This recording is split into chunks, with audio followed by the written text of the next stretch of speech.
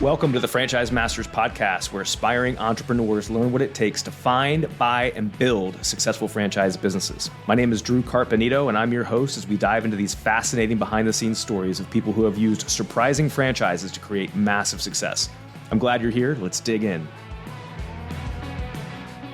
Welcome to the Franchise Masters podcast. I am very excited to have someone who I've known for almost as long as I've been in franchising.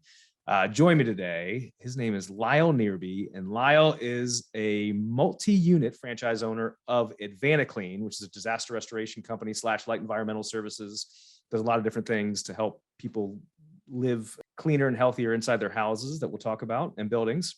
And he's also a seasoned entrepreneur who's just launched a new business where he's coaching other small business owners and entrepreneurs through win rate consulting. So Lyle, happy to have you here, man.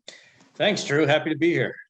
You know, when we've reconnected over the past couple of weeks, we're both here in the Charlotte market, and I mean, we've known each other for a long time, and I have some memories have faded for whatever reason, as you know, we've gone on and done other things, but I still remember driving down to the South Park Mall and meeting you at the Tiffany store, and you know, kind of sealing the deal for AdvantaClean, right? Yeah, that was, believe it or not, it was almost 12 years ago.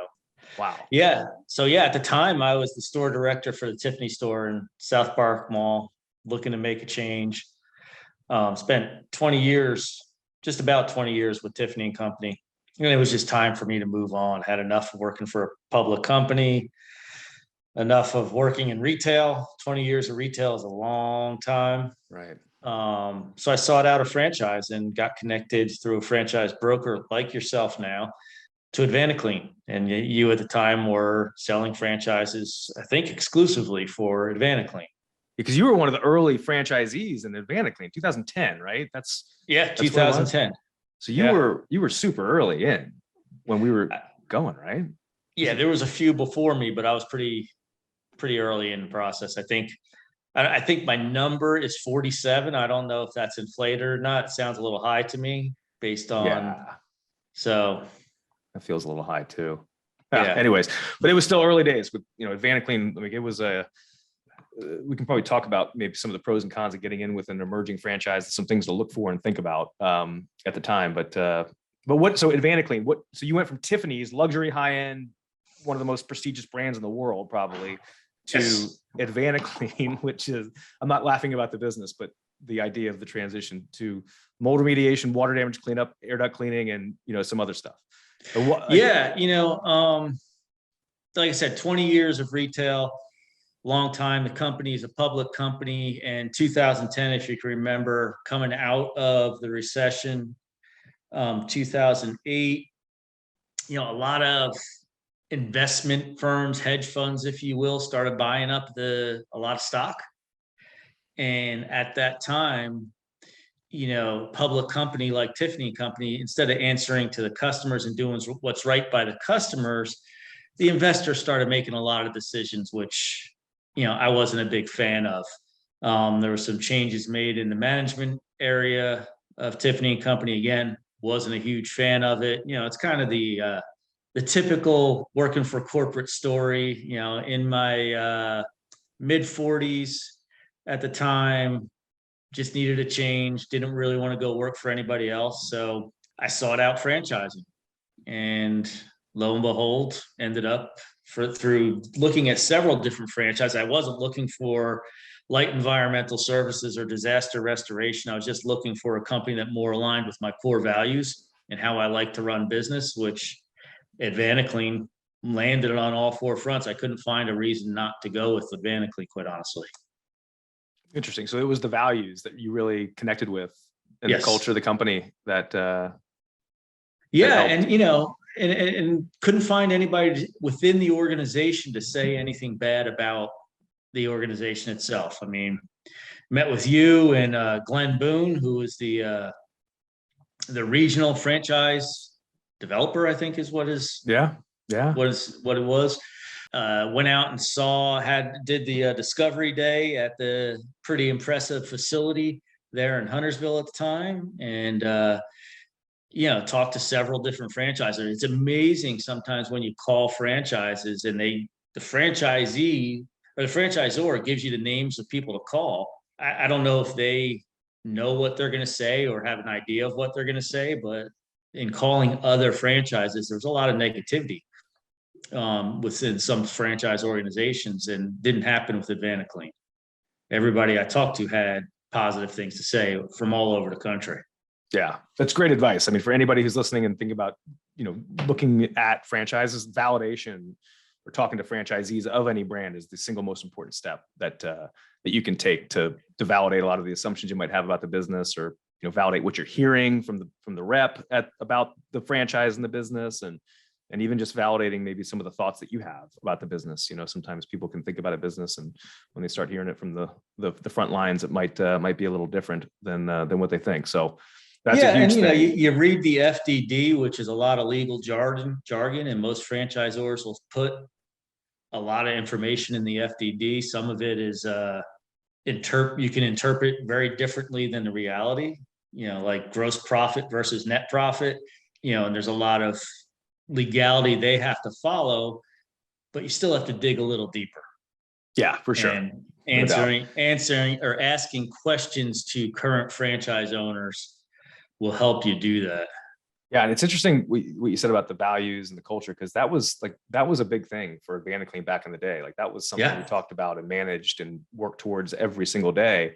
But essentially, that's the people, right, within the company is right. And kind of our commonly shared beliefs and how we treat each other and stuff like that. Which that was when you're investing in a franchise, the people is a huge component of it, no doubt. So and at the end of the day, it is your business. You're not answering to anybody at the franchisor level. You own your own business, so you've got to align your core values with anybody you do business with. So they can't tell you what your core values are. You've got to come up with them yourself, and as long as they align, just like if you subcontract or work with a different company that is makes you completely uncomfortable, you don't want to be involved with them. So same thing goes with the franchisor or franchisee relationship. No doubt. So let's talk about your journey in entrepreneurship. 12 years in with AdvantaClean. Just about 12, yeah. And now you've got a new venture going, Win Rate Consulting. Yeah, well, I'm a coach at Win Rate Consulting. It's owned by somebody else. But honestly, it's about 3 years ago that as an entrepreneur, I'm sitting there, when you're an entrepreneur, you're almost as if you're on an island onto yourself. Every decision you make can affect a lot of people. You've got employees, you've got payroll to make, you've got customers to take care of, vendors to pay. And, I was sitting there one day at my desk, feeling like I was on this island, and I was watching a video on LinkedIn about mentorship and the importance of it and coaching. And it just so happened I knew the guy, Mike Claudio, who owns Win Rate Consulting. We had been in a BNI group before together. He was in a different role. He was selling construction, and he had started this Win Rate Consulting. And as soon as I saw that video, it hit me right at the time. It resonated with me, and I called him and said, "Mike, we got to talk." So we went out to Viva Chicken in Charlotte and had lunch. And 3 years later, I'm still working with him, and I'm a coach. He's got at Win Rate, we've got a program called the Champion Circle, which now it's about 50 leaders. Some of the leaders decided to have what we're calling captains. There's a key individual within their organization as part of the group, and I'm coaching all the captains. So I've got 13 captains plus one full-time regular client that I deal with. So I've got 14 clients that I coach on a regular basis. Wow. It's all virtually, and they're all entrepreneurs. They're all within the construction or home service realm. And we start with core values. So you can see how that kind of resonates. And that's a common theme for me, is building on those core values and running your business through those core values. How has your focus with core values? Can you talk a little bit about how you've used that focus to build your AdvantaClean business over the past 12 years, and maybe some tips and some things to think about for folks? Our core values are pretty simple. It's customer service, love what you do, educate yourself and the customer, appreciate each job, and then never compromise. And if you look at that, it all spells out clean. Cool. So, one, we like to communicate. We communicate with our customers. That's part of the customer service end of it. We communicate with our customers. We can communicate with each other. One of the more important things is never compromise. We have certain standards, and in our industry, just like a lot of other industries, we're asked by customers to do things outside the realm of our standards, whether it's put in an inferior product in a crawl space, like a different vapor barrier, or maybe they don't want to do the mold remediation in the crawl space, they just want the moisture control. We'll fire customers if they're not going to do things the right way. That's awesome, because long term that it's not worth taking those one or two shortcuts, because what the end result's going to be. Somebody's going to come back upset, whether it's we're not willing to risk our reputation for one customer. Yeah. And we're not, and quite honestly, when you start making it about the core values versus the money, that's when you start becoming successful. That's interesting. So talk to us more about that. You can't just chase the dollar. If you're chasing the dollar, you're going to end up doing things you wouldn't normally do. You'll get desperate and you'll take on any job. You don't know how to do it. You'll do an inferior job. Somehow it will come back to bite you in the butt. And we've done things like that where we just know in our gut this customer doesn't align with us, and we've done the job anyway, and we end up regretting it every single time. And it's always on a small job when we're a little slower and we want to get work for the guys, and we compromise our values, and it always ends up biting us and costing us money rather than making us money. Yeah. A lot of wisdom in that. How do you have you seen, your focus on core values? Have you seen the impact on, or how have you seen it impact your ability to recruit people that you can build your organization around and are going to stick with you for a long time? Like, is there like a resignation? It has, and most of my staff is pretty tenured. I still have Carlos working for me, who Yeah, I don't know Carlos. That's awesome. And he was the first temp I ever started with. He worked at a temp agency, and I remember you and Chris Stefanko telling me, "Yeah, don't worry about it. We'll get you Carlos." When I started, because you guys all knew who Carlos was. He was the first temp I ever went out on a job with. He worked for a temp agency, but then he had a falling out with the temp agency. As soon as that happened, Chris Stefanko called me and said, "Hey, Lyle, Carlos is no longer with the temp agency. Give him a call." So I called him, and he's been working for me full time for the last 8 years. Wow. So my employees most of them are been around the 8 to 9 year mark, tenured. I've got a couple that are 2 years in now that they started with me. They're younger guys that are learning the business, learning how to do what they need to do. I just hired a new sales guy, had very little outside sales experience, but that's something we can train, but his core values aligned with ours. Really? So you took a risk on somebody to do sales, which is obviously a pretty critical piece of it was a calculated risk, because we did a disc assessment. So we know he has the mentality of sales. He's a high D, high I person. And so that means he's very competitive with himself. He's type A personality, and he's very disciplined. So that's key for a salesperson, but he's mainly been inside sales, but his core values really align with who we are and what we're about, of doing the right job for the right person at the right price.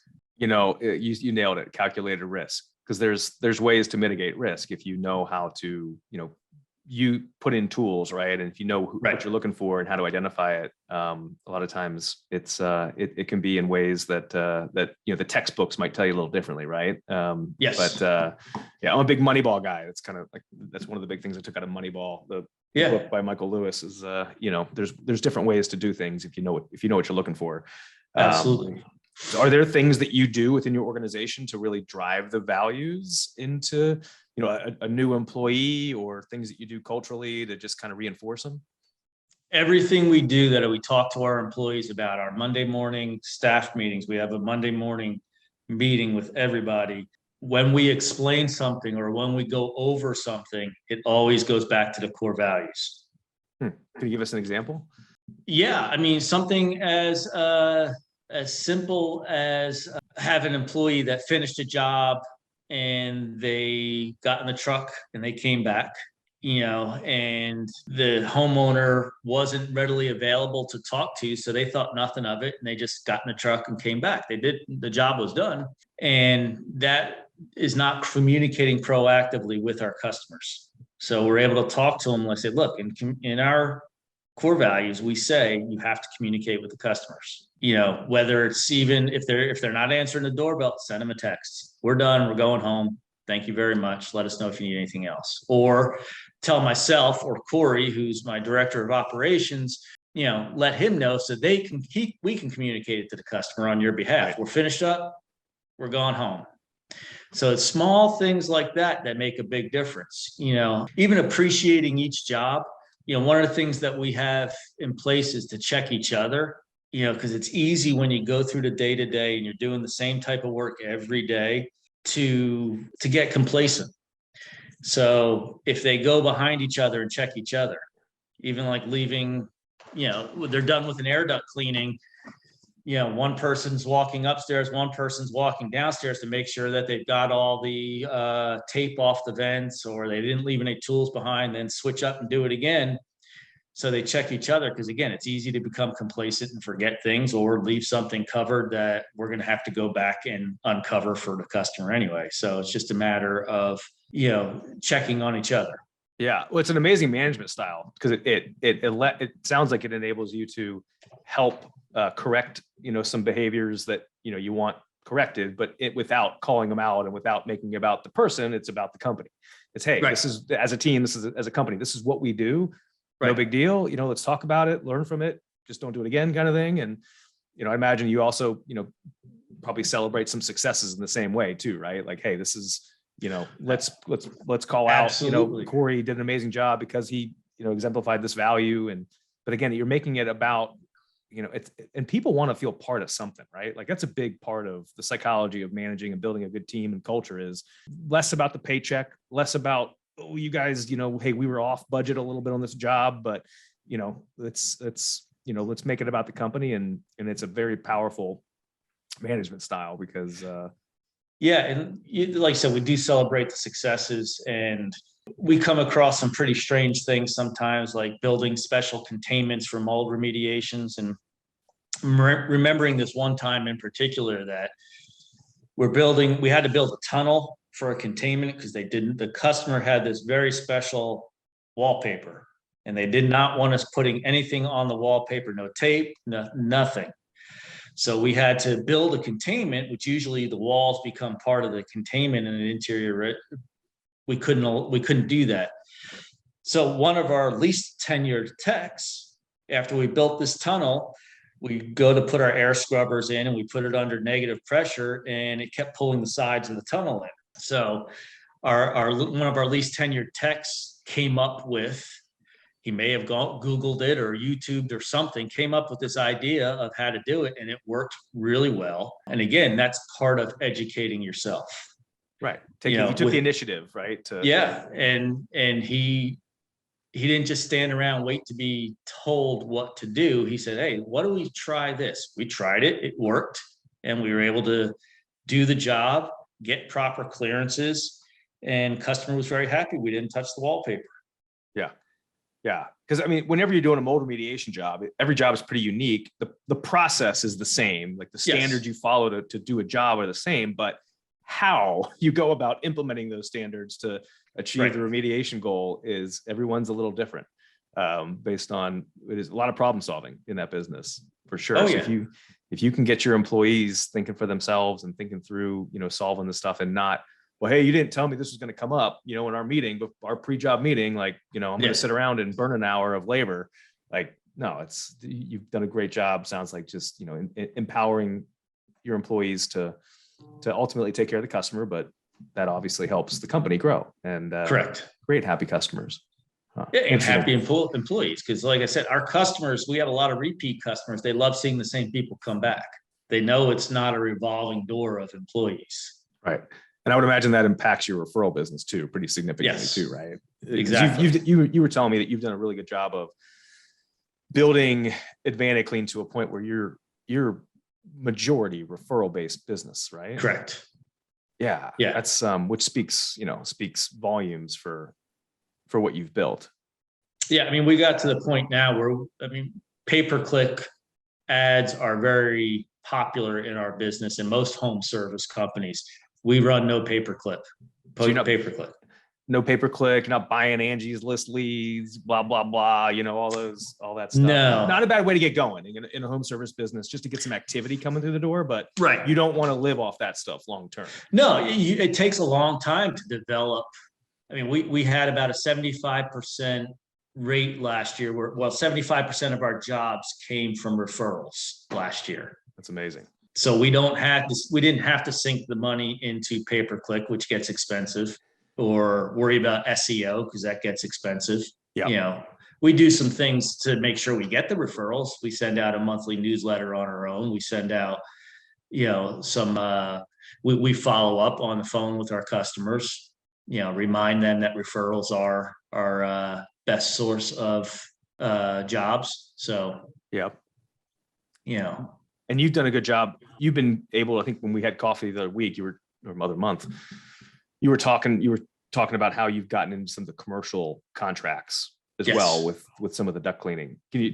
Which I imagine is, takes time to get into those as well, because it's a little bit more complicated of a job and some different requirements and stuff like that. But it does. And amazing. There's a process. It's more of a long play depending on the type of job. It's not, I use LinkedIn a lot for my commercial leads. Pretty active on LinkedIn and social media. 2 ducks in a truck, right? 2 ducks in a truck. That's right. Love it. Hey there, it's Drew. Hope you're enjoying the episode so far. Hey, dropping in to mention that if you're thinking about starting a business and curious if there's a franchise out there that's the right fit, I want to help you. I help people find and buy franchises. Whether you're a first-time business owner or a current franchisee thinking about getting into another franchise, I can help you quickly find some of the top emerging franchises in the country that want to expand to your area, and then help you figure out if any of them are the right fit. And just like working with a real estate agent, there's no cost to you. If you want to hop on a call to discuss, reach out to me via my website, drewcarpenito.com, and I spell my first name, DRU.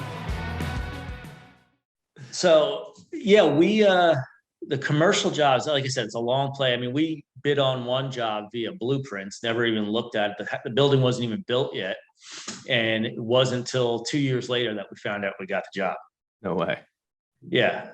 And it was a significant, almost 6-figure job. Wow. So it's a little bit of a long play. And it's, all you have to do is ask to step up to the plate with your commercial jobs. Yeah. And we have the local school system here. All I did was ask for a meeting. They liked us. They said, all right, we're going to include you in our bid meetings. We don't get every one of those jobs, but we get a majority of them. And quite honestly, and we share with, there's 3 franchise owners in Charlotte. We share this account. We share the jobs, and we get a lot of work from them, but it's not guaranteed. We just go to the bid meetings, and because we can put 10 or 12 techs in one school within the school system, we get the bigger schools. Yeah, and you've done a great job of getting aligned with the other franchise owners in the area to be able to leverage your combined resources to then, with opportunities like that, it's, to the customer, they don't really know whose franchise is what. They don't care. Right. They just want to know that you have the resources, the training, the capability to get this job done the right way. Right. It's a huge strategic advantage. It is. And we've shared marketing expenses. We've shared a lot within the three of us, which from what I understand is pretty uncommon in the franchise world. Yeah, I think to get like, I think that's the biggest opportunity that a lot of people don't go after as aggressively, right. is to build these to work together with franchisees, not just in the area, but also, calling the top performers in a franchise system and saying, hey, can I ask you some questions about, Yes. I'm running into this in my business, because they've been down the path, like they've built everybody's built the same business, right? So, and typically people are very happy to help other franchise owners, but again, you gotta ask for the meeting, right? You gotta ask for the help. That's right. Yeah. I've developed a good enough reputation within the franchise network here at AdvantaClean that I'm getting called, I would say, at least a couple of times a week from different tenured franchise owners with something they know I have more of an expertise at than they do, with how do you go about this? How do you go about that? In fact, I got a call last week from a friend who's the number one franchise in the system last year, in Baton Rouge, Louisiana. He had a job that he wasn't very familiar with, a commercial duct cleaning job. And he wanted to just ask me how he bids it out, what to expect.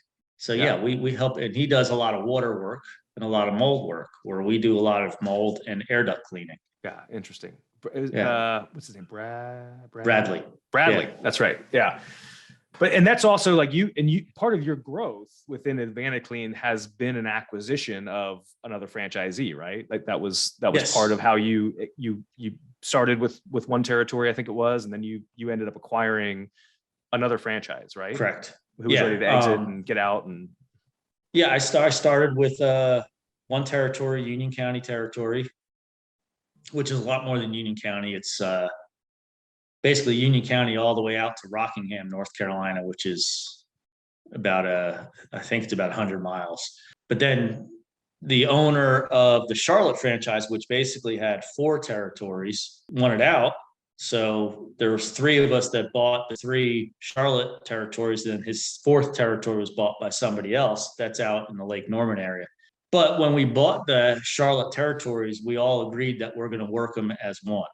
That's awesome. So that's amazing. Because that's like, there's a lot of times the expand, like you hear, there's this little or big ecosystem with inside franchise systems that, the opportunity to expand or even exit, a lot of times, like, you don't hear about the transactions. A lot of times don't make it to the main street, right? To the brokers or third party websites or anything like that. Right. There's a lot of internal transactions, which can be very opportunistic if you're ready for them. But what you guys pulled off was a pretty complicated deal with, 2 other people involved, 2 other neighboring franchisees involved buying. So you have 3 guys buying out 1 franchisee, and you've been able, it's worked very well from everything you've said, right? Yes. Over the years. And that was a few years ago. This was 2016. So almost 7 years ago. Oh, yeah. So you had to get creative on that one, right? That was a creative deal.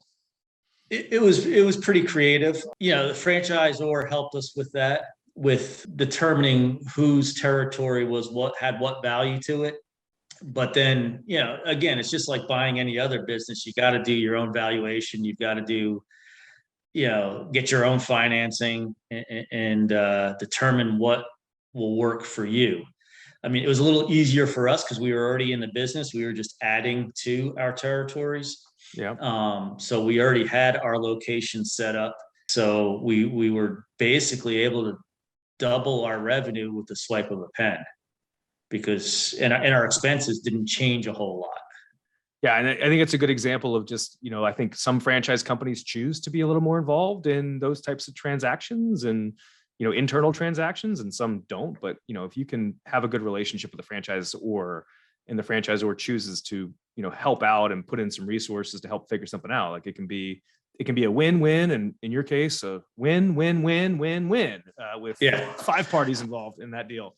No, exactly. And it paid off for everybody. I think everybody was real happy at the end of the day on that one.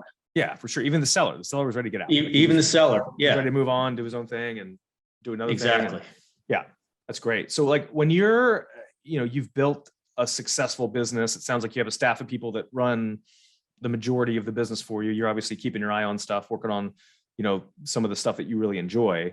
but you've also got this other, I mean, coaching 14 people, that's, I'd imagine that takes up a good chunk of your time. So, and you have a young family. Well, young, it was very young. They were very young when you started the business. Since grown up but how do you structure your day? Like, how do you manage everything with everything you have going on? Yeah, well, I'm pretty disciplined, quite honestly. I rely on my calendar. I rely on my task manager app, Asana, which I use pretty religiously. Okay. How does that app work? Never heard of it. Well, first, it allows me to just list my tasks that I have to get done in a day. So, for instance, recording this podcast was in my task manager. So when I'm done, I can check it off and it's done. It keeps me on target. It doesn't have, it's not like a calendar, like a Google Calendar where it puts a specific time to it. So everything from the reading I do to a gratitude journal I do to exercise is all in my task manager, and I check it off when I'm done. And, to my coaching calls, to, this morning I had to do a royalty report because it's almost the 5th of the month and it's due on the 5th of the month. So that was in my task manager. Now, it didn't tell me I had to do it at a certain time today, but it says I have to get it done today. So it just tells me what I need to get done throughout the day. Yeah. Kind of helps you prioritize. It helps me prioritize and just keeps me on track for getting it done. And quite honestly, a lot of times if I haven't run into this too much because I hate not having things checked off. But if it's not done by the time I'm ready to go to bed, I got to do it. Yeah. It's you have to get that check off. You won't have a good night's sleep if you don't. Yeah. Yeah. So, it's just a lot of discipline and a lot of planning. You can't leave things to chance. And quite honestly, by doing it that way, and by managing your time, becoming the best version of yourself, you find yourself having a lot more time in a day. Really? How so? Well, again, I get up early in the morning and I probably do more by 9 o'clock in the morning than most people do in a day because I am disciplined at all these tasks. So once I'm done, I can go on to other things like looking at other opportunities. Maybe coaching, going on, right? Coaching other entrepreneurs. Yeah. And also, part of it was about a year ago, part of this coaching program that I'm part of. I'm also still a client of WinRate as well as a coach. So at part of the Champion Circle, there was a gentleman who gave a presentation during one of our quarterly in-person meetings. He owns a roofing business in Florida. They do about 22 million, 25 million a year. And he was talking about becoming a CEO, and he equates it to the 5 boxes. You've got marketing, you've got sales, you've got production, you've got operations, then you've got HR finance. And as a CEO of a company, you don't want really sole ownership to any of those boxes. You'll show up to the sales meetings, you'll show up to the production meetings, you'll show up to the operations meetings, but you're not completely in charge of any of those boxes. Mm-hmm. So if you hire properly, all you got to do is show up, create your vision, and let somebody else fulfill it. Right. The book Traction. It's the visionary and the integrator. Yeah. So CEO should be the visionary, and then you hire an integrator to get it all done. That's interesting. Do you use Traction in your coaching?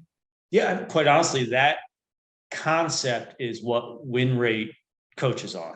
Okay. Yeah. You're like the 3rd person I've had on this podcast that Traction has come up as an important piece of how they run their business. Everybody kind of take bits and pieces of it a little bit, but yeah. And I'll be honest, I know AdvantaClean rolled that out years ago. And at the time, I wasn't a fan. Really? But the way WinRate dumbed it down for me, and the way they rolled it out, how it can pertain to the home service or construction industry, and took the highlights out of it. With core values, that's all part of Traction, right? The level 10 meeting, level 10 meetings. Yeah. all of that stuff and how you roll it out to your staff and how it can help develop you not only as a business, but as a person. Right. Setting goals, setting quarterly goals for the company and kind of taking it. Yeah. Your taking it 90 days at a time, yeah. right? Like, hey, let's just take it 90 days at a time and we're going to keep moving in a direction. But if we get these things done in the next 90 days, which feels like a pretty digestible thing to do, if you can, it goes back to what you said about identifying the right priorities at the right time and knowing which ones to focus on first and which ones to saying no to too, because that's a big part of growing the business is knowing what to say. Anybody no to. I've hired in the past year and a half has had first day they receive a 30, 60, 90-day plan. Really? Yeah. I have a part-time marketing person. He handles a lot of my social media, helps some different branding opportunities, things like that. She's part-time, probably works maybe 40 hours a month. And she still had a 30, 60, 90-day plan. Yeah. Corey, who was in sales or project manager estimator, he just got promoted to director of operations. Even though he's been with me for 8 or 9 years, he still had a 30, 60, 90-day plan. Pretty simple idea. It is. But the execution of it is obviously what separates, the great, maybe it doesn't work for your business so much, but it's what was it that clicked for you? Like in terms of, it sounded like when you rolled it out, you weren't the biggest fan. And then was there like an aha moment where you're like, oh, okay, now I see how I can take these bits and pieces and use them to run my business? I think because it was not rolled out all at once with win rate. It was rolled out in little snippets. Start with the core values. All right, now you got that, you understand that. All right, now let's look at your 1, 3, and 5 year plans. All right, you got that. Let's look at your vision and your purpose. Okay, perfect. Now we can do all that. Let's look at how you hire. Okay, 30, 60, 90-day plan. It's also not a cookie cutter for every business. So we sit and we talk to everybody about, all right, how does this pertain to your business? Not your business as an industry, but your business as your own individual business. Right. And how you want to run it or how you should be running it. Right. And so do you help the entrepreneurs and small business owners that you're coaching, do you help them implement the modified version of Traction, that win rate? You do? Oh yeah. No way. Okay. So if anybody is listening to this and they are a franchise owner or a prospective franchise owner who wants to learn about this Traction thing that comes up on just about every podcast, get in touch with Lyle. Yeah. I'd love to help you out with it. It's really interesting. And again, it's very individualized. There is no cookie cutter, and honestly, there is no blueprint for success in anything you do. But if you can help somebody or somebody can guide you through your version or your journey of success, it will help. Yeah, I think you nailed it. Like there's different elements to it, and everybody has their different favorite elements, right? That they're connected with, that have had an impact on their life in some form or fashion. Like for me, it was the level 10 meetings, because that gave me a missing, because I suck at meetings. I suck in meetings. I suck as a meeting participant. I get impatient. I get flustered. I just want to get it over with. I see the solution. So it taught me how to be more patient, because there's a common goal and give people the opportunity, but also how to the framework to run a 90-minute meeting on. And look, it's 90 minutes. Like we got 90 minutes to get through this stuff, hit the numbers, let's go through everything, make sure everything's on track. And then let's talk about the rocks and what everybody's working on.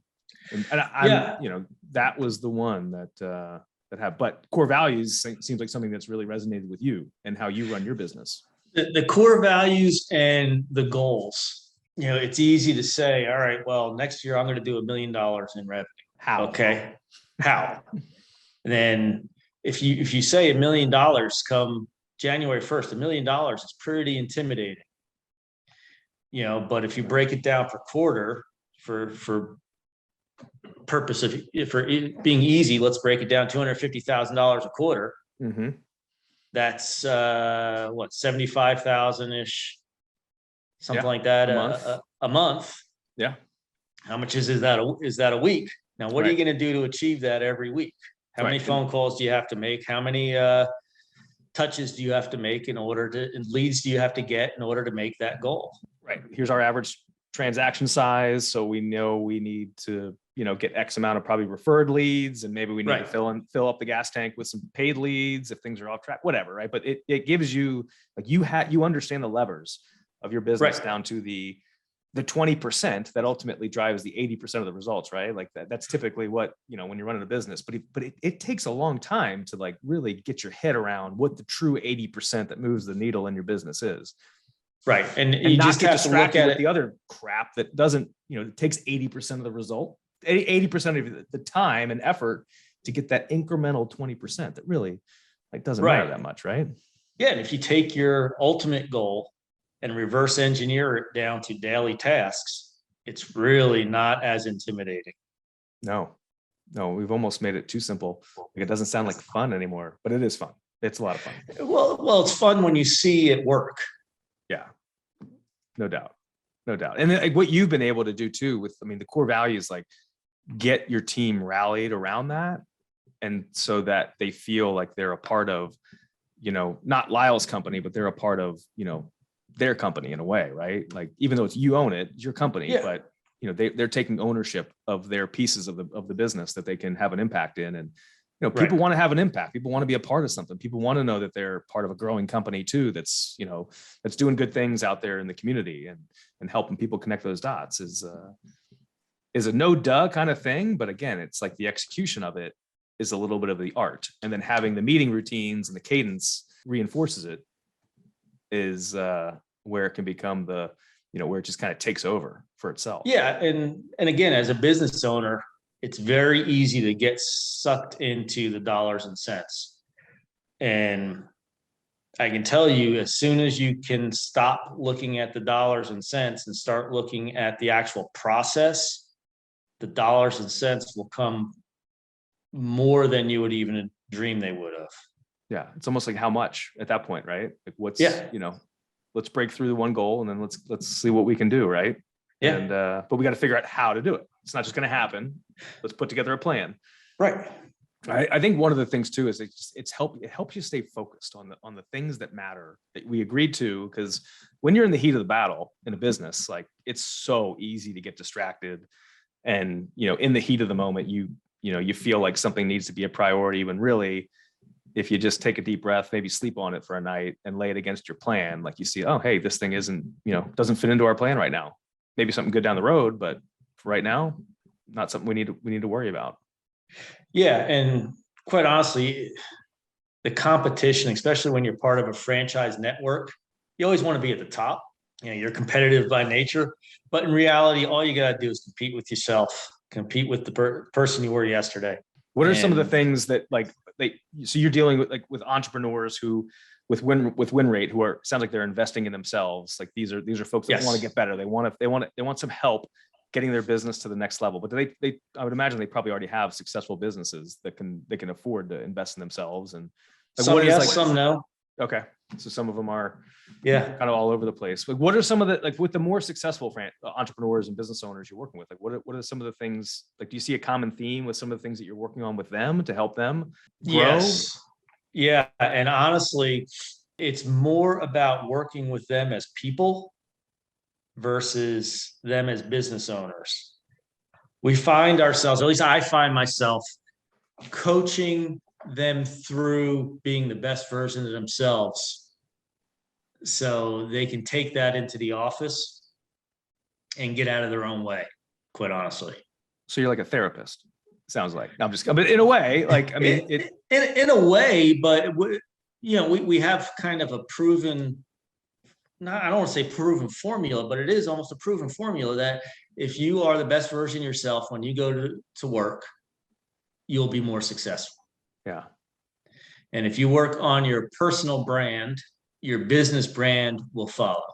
That's interesting. I haven't heard that before. Taking that that individualized of an approach versus like the traction approach, which is more, objective, right? That's what happened with me, honestly. Really? How so? Well, again, I was getting in my own way. I was throwing things at the wall to see what would stick, and then when I started working on my personal brand within the core values, because my personal core values are very similar to my business core values. At the root, they're the same. But when I started working on myself, becoming a more positive individual, being a grateful individual, it became easier to manage the day to day within the business. And I work, and when I say work on myself, even from an education standpoint, I was never a reader. It's probably why I didn't like Traction when it was first rolled out to me, is because I was told to read a book. I didn't like reading. Now I read every day. Because you get something, because you're able to take something away from it, and it fuels you in a way. It fuels me. Yes, I take something away from it. I mean, a lot of the books say the same thing. I read all these business books and these self-help books. They say very similar things, but in a different way with different research behind it. Right. But I always take a nugget away from it with it. What are some of the more impactful books that you've read? There's a book by Thomas Keenan, who's a Apex coach and an entrepreneur. He wrote Unfuck Your Business, which is a great book. What else is there? Winning by Tim Grover. Okay. I haven't heard it either. Any of the Jocko Willink books are good. Relentless by Tim Grover. Uncommon Leadership is another good one by Ben Newman. Huh. I haven't heard of any of these. I'm making notes here. I'll throw them in the show notes. Right now I'm reading Think Again, which is a great book. So what was it that, like, when you, because it sounds like you like crossed a mental chasm, like one day, like, you were trying this stuff and, it wasn't working. Like, what was it that, how did you, was it getting hooked up with your coach at Win Rate? Yeah. That's okay. And you just said, hey, let's do this. Or thinking about it for a while. No, when we went to lunch, we were talking, and he was very newly into the coaching at the time. But again, that video I saw on LinkedIn resonated with me. I said, we went to lunch, we talked. He said, I know I can help your business. My goal would be for you to stop using pay-per-click. Not there yet. He wasn't, I had to go through the process to get to that point, but by building our personal brand. By building our company brand via social media, by building processes within my individual company. There's a lot that goes into it, but working with Mike, then it the light bulb went off, and, I started reading a lot more, started becoming a better version of myself. And like everything I talked about, the gratitude, self-education, and that's come down the line and within my business, where I talk about these books. So of course Corey and others are picking up these books and reading them now, and becoming more grateful in life and doing well. And we've all become more successful because of it. It's amazing. So you were ready. It sounds like when you saw the video, it resonated with you, and you were looking for some sort of solution to the thing that you were trying to figure out. In my previous career, I had always had mentors, whether it was a boss or a previous boss that I was still in contact with. They would mentor me in some way or form. And I was looking for a mentor. I knew that's what I was lacking, was somebody just to bounce things off of. And that's when I found Mike. Did you have any hesitation about stroking the check to work with him? No. Because it's like, okay, cool. So you were just like, boom, I'm in, had the meeting. Yeah. This is it. Let's give it a shot and see where it goes. And because I've struggled with that a little bit, stroking the checks on these, intangible services, right? Like where you're working on yourself, or you're getting consulting or whatever. Like, it's not like you're buying more leads or, putting it behind marketing or hiring somebody else, right? Like, which are more tangible kind of business of things. But fundamentally, until you fix, the thing that drives the ship, or not fix, but, help the thing that drives the ship break through to figure out how to steer the ship to where you want it to go. It's a hard thing, but it's investing in yourself. Like when you're ready, right? Like investing in yourself will pay back dividends more so than anything you can put that money back. Absolutely. And I honestly 3 weeks ago came to realize that more than anything else with my heart attack. Yeah. And just to quickly go over that, I had a heart attack on April 10th. I had completed 75 hard. I was in the middle of phase 1 of the Live Hard program. I was in the best shape of my life, eating great, and had just worked out, sat down, had my protein shake, sat down to read a little bit. and had a heart attack. Wow. Had to ride an ambulance, full 100% blockage in one artery, had to get a stent put in, spent 2 days in the hospital. But honestly, within 5 hours of having the stent put in and having the heart attack, I'm writing a Facebook post of gratitude for having the heart attack. And that mindset shift would not have happened, or that mindset that I took would not have happened without the shift I had about 18 months ago. Right. One of gratitude, one of it's very easy when you have something like that go on in your life that you say, why is me? I'm in the best shape of my life. Why on earth would I have a heart attack? Right. That never crossed my mind. I always thought, I'm very thankful for the neighbor that came and called 911 for me because nobody else was home. My 11-year-old son was home, but he was upstairs on video games. I didn't want him to see me like that. I was grateful for, and still am grateful for, the ambulance drivers, for the firemen that came, for the doctors, the nurses that took care of me, for my wife who was 3 hours away getting home successfully with my 13-year-old daughter in the car, to my oldest daughter who lives in downtown Charlotte, 27 years old, came and was able to see me before I went in to get the stent put in, and she made it to the hospital successfully. I don't know. I still don't know how she made it there so quick, but she refuses to tell me. But very grateful for everything that transpired versus the woe is me. Yeah. I was released from the hospital 48 hours later with no restrictions, none. They said, just go back to what you were doing. I followed your journey. I had been following your journey through 75 hard. And when you posted about your heart attack, I said, man, I said, wow, that's intense. It's shocking. But then the thing that stood out to me, I said, Lyle has an inspiring perspective on what just went down and happened to him.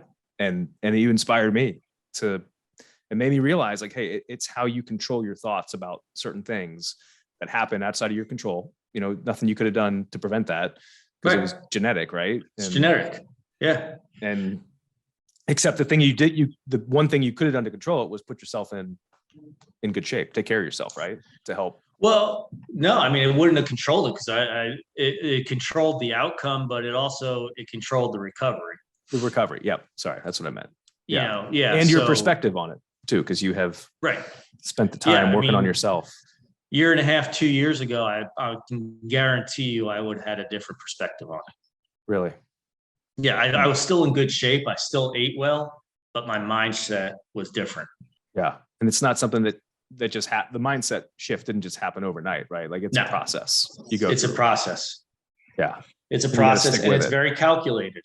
It's very intentional. My word for 2022 has been intentional. Every goal that I've put out for 2022, I've been intentional about achieving. And part of that is completing 75 hard, which kind of created my new, what I call, or we call it win rate, a championship day of a routine that we go through every day. They're non-negotiable.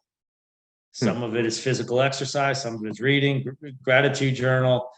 Whatever your championship day is, different for everybody, but those are non-negotiables. You stick with it. Stick with it. Yeah. And it helps every day. Have a group that you're a part of too, that's kind of living their non-negotiables too. I'm sure they're different, but yeah. And everybody's winning.